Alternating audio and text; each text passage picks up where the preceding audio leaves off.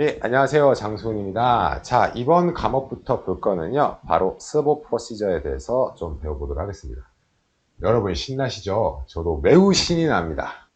왜 신이 나는지 얘기를 좀 잠깐 해보도록 할게요. 자, 뭐냐면요, 우리가 좀 봐야 될 부분이 서버 프로시저 오리엔테이션이죠. 그럼 크게 한번 좀 틀을 좀 잡아보려고 합니다. 뭐 지금 2021년도에 보는 CV 프로시저나 뭐 2020년 또는 그 전에 봤던 봐야 되는 영역이랑 크게 달라지는 건 없고요. 그 얘기인즉슨 이게 뭐 22년, 23년이 되더라도 여러분이 봐야 되고 이해해야 될 부분들은 크게 달라지지가 않습니다. 그래서 그 얘기를 한번 좀 나눠볼까 싶습니다. CV 프로시저 한번 시작을 좀 해보도록 할게요. 자, 여러분이 생각하는 게 바로 이제 CV 프로시저. 프로시저라는 게 도대체 뭘까요? 프로시저라는 게 도대체 뭘까요? 그걸 좀 생각을 해봐야 됩니다. 여러분들이 보면은 실제로 어떤 사람들이 싸우죠. 예, 별로 이제 어떤 갈등이 있으면은 싸울 수밖에 없습니다. 근데 우리가 싸움을 할 때 보면 이렇게 진짜로 치고받고 이걸 self-help라 그러거든요. self-help. 본인이 직접 그냥 싸우면서 해결하는 방식, self-help 방식이 당연히 있을 수밖에 없고요. 또 어떤 게 있을까요? 우리 신사적인 방법일까요? 예, 뭐 나름 신사적인 방법이겠죠. 소송입니다, 소송. 물론 소송을 가는 게 그게 무조건 다 신사적이라고 좀 보기는 어렵겠지만, 그래도 직접 이게 치고 받고 하지 않으니까요. 그래서 치고받고 하지 않고 어디에 가는 거죠? 바로 이제 국가의 힘을 빌려서 해결을 보는 게 바로 소송입니다. 근데 우리가 소송을 간다고 했을 때 아무런 규칙 없이 그냥 가는 게 가능할까요? 아니죠. 분명히 규칙이 있어야 그 규칙 안에서 서로 간에 공정한 싸움이 되지 않겠습니까? 왜냐하면 이 코트에서는 결국에 뭘 중요시할까요? 결국에는 공정한 재판을 하려는 게 바로 이제 목표가 되겠습니다. 공정한 재판이 되기 위해서는 뭐가 필요할까요? 당연히 이제 규칙이라는 게 필요합니다. 그래서 우리가 배우는 건 바로 소송. 이 소송을 가르기 위한 뭐를 배울 것이다. 바로 이제 규칙을 배우라는 것입니다. 근데 여러분이 이제 좀 구분해서 생각해 보실 필요가 있어요. 이제 구분해서 생각해야 될 부분이 뭐냐면요. 일단은 소송을 시작을 했을 때 여러분이 떠오르는 부분이 실제로 소송 자료를 서로 주고받는 소송 자료가 있을 거고요. 이 자료를 주고 받는 활동이 있습니다.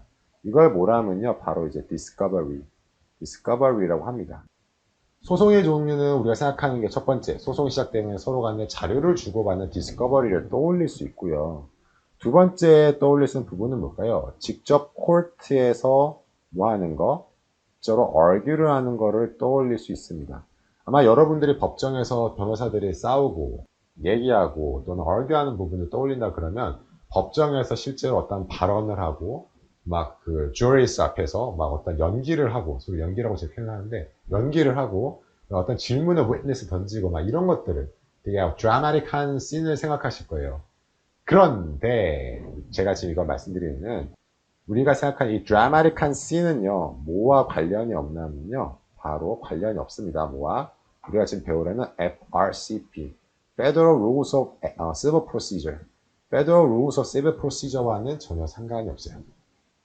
물론 코트 안에서 어떤 행동을 하고 싸우는 부분들이 들어있다라고 얘기할 수 있지만 그게 절대로 FRCP에서의 메인이 아닙니다. 저희의 메인, FRCP에서의 메인은요, 바로 어떻게 소송을 이렇게 진행을 하고, 또한 절차들이 어떻게 되는지, 또한 마무리가 어떻게 되는지 보는 것이 무엇이다?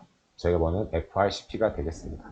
그래서 결론을 얘기하면은, 자, 이렇게 코트 안에서 어떠한 액션을 하고, 리리게이트 하고 하는 것들을 우리가 FRCP에서 보는 것이 아니라, 무엇을 본다고요? 서류를 갖고 서로 싸우는 거, 어떻게 서류를 제출하고 상대방과 서류를 어떻게 싸우는지 여부를 보는 것이 무엇이다? FRCP가 되겠습니다. 여러분 좀 이해되시나요? 만약 여러분들께서 코트에서 실제로 argue를 통해서 뭐 증거 자료를 서로 주고받는 그런 것들을 공부하고 싶으시다면요. 바로 Federal Rules of Evidence, 증거법을 배우시면 되겠습니다. 증거법에서 다루는 부분은요. 바로 실제 코트 안에서 어떻게 서로 싸움을 하면서 증거를 주고 받을지 여부를 배우는 게 바로 FRE가 되겠거든요. 그래서 이렇게 나눠보시면 되겠습니다. 그래서 프로시저에 대한 얘기를 좀 해봤고요. 다음 좀 떠올려 봐야 될 부분이 바로 이 state에 닿는 부분입니다. 주죠, 주입니다, 주. 자, 미국은 연방국가입니다. 미국은 바로 연방국가입니다. 바로 Federal Government가 모든 것을 통치하고 있는 나라죠. Federal Government가 통치하고 있는 나라입니다. 자, 그런데 지금 뭐 얘기하냐면 이 state는 바로 주라는 거죠. 그러면은 우리가 이렇게 한번 좀 떠올릴 수 있어요. 뭘 떠올리냐면요. 아, 이렇게 연방정부가 있다. 연방정부가 있다. 거기에는 이제 주들이 쭈쭈쭈쭈 나눠져 있다. 주가 우리가 알고 있기로 한 50개 주 있는 걸로 알고 있는데, 이렇게 돼 있는 나라겠구나. 그럼 이 50개 주는, 우리가 알고 있는 뭐 서울시 또는 뭐 경기도 또는 뭐 충청 뭐 남도, 충청북도 뭐 이런 게 아닐까라고 아마 생각하실 거예요. 여러분이 생각하는 어떤 도를 생각하실 수 있는데 저희가 state가 등장하면 뭘로 이해해야 되냐면요. 하나의 나라, 국가라고 생각을 해야 됩니다. 물론 외교권이 없는 국가로 생각하시면 되겠습니다. 한마디로 연방정부의 주들은요. 서울, 경기도, 충청나도, 충청북도, 뭐 부산시, 강원도 이런 게 아닙니다. 뭐라고요? 이거 하나하나가 바로 나라라고 보셔야 됩니다. 즉, 이 주는 한국, 이 주는 일본, 이 주는 중국 이런 식으로 나라로 보셔야 됩니다. 여러분 아시겠나요? 연방정부에서 나타내는 바로 이 state, 주는 우리가 생각하는 행정단위, 경기도, 뭐 강원도, 뭐 경상북도, 경상남도, 전라북도, 전라남도, 충청북도, 충청남도 이런 게 아니라 일본, 한국, 몽골, 뭐 말레이시아, 뭐 인도네시아 나라로 보셔야 됩니다. 즉 이렇게 있는 스테이트들이 각각의 뭐로 바로 하나씩 다 나라로 생각을 하셔야 됩니다. 무슨 말인지 이해되시나요? 이 컨셉을 갖고 사실은 이 FRCP를 배우셔야 됩니다. 왜 이 컨셉을 갖고 이 수업을 들어야 되냐면요. 이런 식의 일들이 좀 많이 벌어질 겁니다. 캘리포니아의 주민과 여기에 있는 네버다에 있는 주민. 네버다를 N2를 하나요? 일단 뭐 네버다를 해보겠습니다. N2 맞을 것 같은데. 자, 요 두 개가 예를 들면 두 개에 있는 주민이 싸웠다 칩시다. 이 네버다 주민과 캘리포니아 주민 간에 소송이 있다고 쳐볼게요. 그러면은 어때요? 캘리포니아는 하나의 나라고 네바다는 하나의 나라라면은 어떠한 법을 적용해야 될지 어느 위치에 콜트에 가야 될지를 사실 좀 정해봐야 됩니다. 자, 무슨 말이냐면은 지금 일본 주민과 한국 주민 간에 서로 싸움이 있어요. 그러면 일본 법원으로 갈 건지 한국 법원으로 갈 건지 일본 법을 따를 건지 한국 법을 따를 건지를 결정해야 될 겁니다. 왜냐하면 제가 했다시피 스테이트는 뭐라고 했죠? 나라라 했기 때문에 그렇습니다. 그럼 어떻게 정리하면 좋을까요? 왜냐하면 캘리포니아 주민한테 맞춘다 그러면 즉 한국이라 해보면은 한국 법을 적용하고 한국 법원에 만약 가게 되면은 상대쪽은 뭐라고 주장할까요? 이거 너무 억울하다, unfair 하다라고 주장할 수 있지 않을까요? 나는 일본 사람이고 일본 법을 아는데 왜 굳이 한국 법원에 가야 되느냐 이렇게 싸울 수 있습니다. 즉 이러한 복잡한 문제 때문에 교통정리가 필요했겠죠. 그런 교통정리 해결하고자 FRCP 또는 28 United States Code 섹션들을 배우게 될 겁니다. 아시겠죠? 저희가 배우는 취지를 좀 알아야 됩니다. 저희가 배우는 취지는 바로 이 state라는 게 하나의 주라는 게 하나의 나라라는 겁니다. 그 나라의 법이 있고 그 나라의 주민이 있기 때문에 그 사람들한테 맞춰서 당연히 뭐 해야 될까요? 서로 간에 페어하게 해주기 위해서 재판을 진행하기 위해서 만드는 것이 바로 FRCP가 되겠습니다.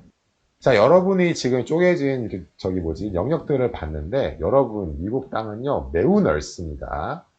자, 예를 들면 여기 캔자스가 보입니다. 예, 제가 뭐 여기 있었으니까 캔자스 이 땅덩어리는요 한반도 넓이보다 좀 더 넓습니다. 한반도 전체를 남북한을 해도 조금 더 넓거든요.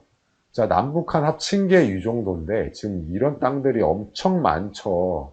여러분, 정말 미국은 대륙입니다. 엄청 큰 나라입니다.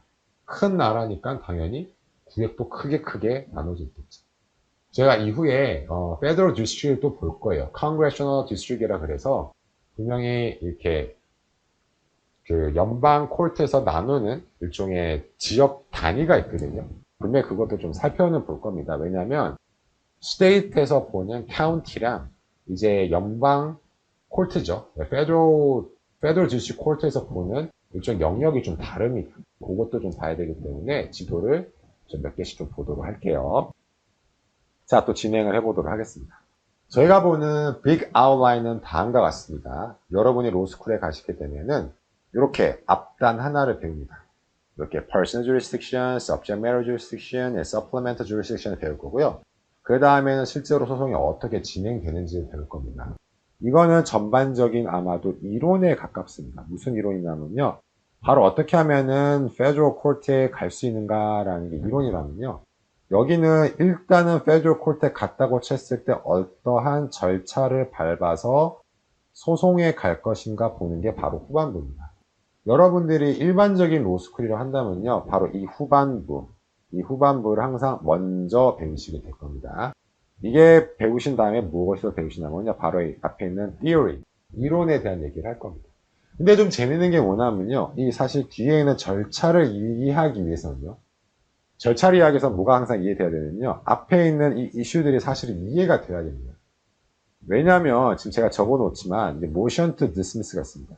미국에는 기각, 각하를 따로 나누지 않습니다. motion to dismiss로 다 합쳐서 설명을 하는데 이 motion to dismiss를 하기 위한 이유 중에 근거 중에 하나가 personal jurisdiction 또는 subject matter jurisdiction 이러한 부분 또는 뭐 supplemental jurisdiction까지는 아니지만 indispensable party 가장 소송을 진행할 때 필요한 사람이 빠져있는 경우에 대해서도 빠져있네? 그러면 소송 안 갈래 라는 게 바로 이제 motion to dismiss입니다.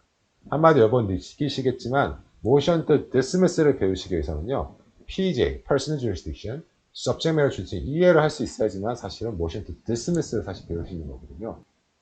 그래서 로스쿨에서는 이 1번 방식을 먼저 가르치고 2번으로 넘어가긴 하지만 결국에는 theory, 이 이론을 먼저 배우고 절차를 이해하는 것이 여러분들이 훨씬 더 사실은 이제 FRCP라는 민사소송법, Federal Rules of Evidence를, Federal Rules, 알죠? Federal Rules of Civil Procedure 이야기에서는 이게 훨씬 더 좋은 방법이라는 얘기를 좀 말씀드리고 싶습니다. 그래서 이해는 되시죠? 제가 그래서 저희 수업은 로스쿨 방식에 있었던 바로 요거를 먼저 하는 게 아니라 이건 두 번째로 볼 거고요. 바로 이 부분을 첫 번째로 보겠습니다. Personal Jurisdiction부터 차례대로 좀 진행할 거예요. 왜냐하면 그렇게 해야 사실은 연방 시스템에 대한 이해도 좀 쉽고요. 소송의 절차에 있어서 근본적인 문제들이 사실은 있습니다. 내가 왜 굳이 콜트로 가야 되지? 콜트가 나에 대해서 과연 연관성이 있어? 콜트는 나에 대한 재판을 굳이 받아들이고 판결할 만큼의 eligibility, 자격이 있는 거야? 이 부분에 대해서 사실 따져볼 수가 있습니다. 그러니까 공권력이 나를 끄집어 가는 게 아니라 내가 이 콜트를 선택한다라고 봤을 때 과연 이 선택된 콜트가 나에 대해서 재판을 할 수 있는지 여부를 사실 볼 거거든요. 거기서 시작되는 게 맞다고 생각이 들어서 먼저 personal jurisdiction을 한번 보려고 합니다. 아무튼 배우는 거 크게 두 가지라는 것. 첫 번째는 서비스, 어떻게 하면 소송장을 작성하고 보내고 그걸 어떻게 해서 기각 각하를 요청을 하고 어떻게 answer, 답변을 하고 어떻게 재판, 트라이얼 진행하고 재판 끝난 다음에 어떻게 포스트 트라이얼, 재판 받았던 걸 어떻게 번복을 하고 appeal, 항소라는 것까지도 한번 보도록 하겠습니다. 자, 그러면 이 시점에 왔을 때 우리가 좀 봐야 될 부분이 있어요. 뭘 봐야 할까 하면요. 바로 이제 코드와 케이스에 대한 얘기를 좀 잠깐 좀 해보도록 하겠습니다. 여러분이 만약에 저랑 지금 배우는 게 처음으로 미국법을 배우는 거라면 사실 이 관점에 대해서는 크게 영향을 받는다든지 선입견이 없으실 수 있어요. 근데 로스쿨을 이미 다녀오셨거나 또 로스쿨 수업을 좀 들어보셨거나 또는 그냥 케이스워가 미국에 더 강하다라 이런 거에 대한 편견이 있다 그러면요. 지금 이 얘기를 좀 들어보시면 좋을 것 같습니다. 자, 결론부터 좀 말씀을 드릴게요. 여러분 앞에 코드와 케이스워가 있다면 무엇을 중요시해야 될까요? 제가 매번 말씀을 드리지만 코드가 더 중요합니다. 여러분, 코드는 당연히 컨그레스에서 이걸 enact, 당연히 법을 만든 겁니다. 코드는 매우 중요합니다. 케이스워는요, restatement, common law에 있는 일부분의 내용들을 사실은 인용함으로써 법이 되는 부분이거든요. 그래서 엄밀히 따지면은 나중에 실제로 일을 하신다고 할지라도 항상 statute, 코드가 먼저 우선이 됩니다. 아시겠죠? 코드가 우선입니다. 자, 그러면 지금 우리가 배우는 이 과목은 코드가 있는 과목일까요? 즉 black letter rules가 있는 과목일까요? 아니면 없는 과목일까요? 있습니다. 여러분 배우신 거는 Federal Rules of Civil Procedure, black letter rule. 컨그레스에서 법을 통과시켜서 글이 남아있는, 문자가 남아있는 법을 가지고 지금 저희가 배우는 거예요. 28 United States Code, 28 United States Code 섹션 걸 배울 건데 이것도 역시 컨그레스 통과한 법입니다. 저희는 그래서 이 법을 먼저 보는 게 매우 중요합니다. 이게 항상 기본입니다. 하지만 우리 법전에 보면 되게 애매모호한 표현들이 있고 어떤 표현에 대해서 좀 구체적인 설명이 필요한 게 있을 수 있어요. 예를 들면은 뭐 뒤에 나중에 배우시겠지만 Personal Jurisdiction이다 언급 자체는 바로 F80에서 좀 명확하게 나오는 것들은 없거든요. 그러면 Personal Jurisdiction, 코트가 과연 이 디펜던트와 연관성이 있느냐, 서로 관계가 있느냐, 또는 미니멈 컨택이 있느냐, 이게 되게 중요한 여부인데 이거를 법에서는 얘기할 게 지금 없거든요. 그럼 어떻게 해결이 돼야 될까요? 바로 보시다시피 이렇게 케이스를 통해서 해석이 돼야 되겠습니다.